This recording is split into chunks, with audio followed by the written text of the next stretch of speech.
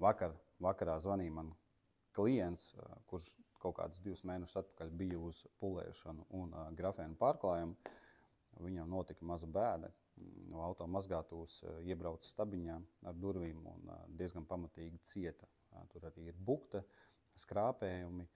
Un, viņš prasīja man, vai nevar izpulēt līdz tam brīdim, kad viņam pārkrāsos tās durvis, jo viņš negrib braukāt ar tādām durvīm. Tad, šodien no rīta viņš man atbrauc, palīdzēja, izpulēja, cik varēju. Skatāmies, kāda bija tā detaļa.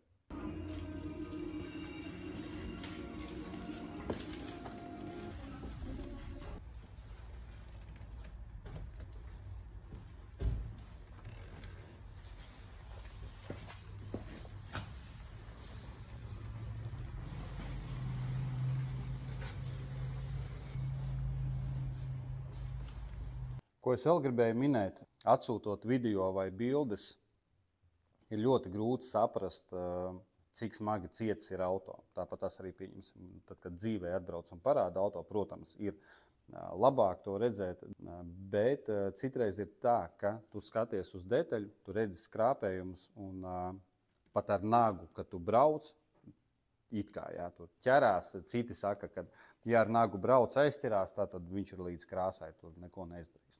Es varu pateikt, ka tās ir pilnīgas muļķības. Tā nav.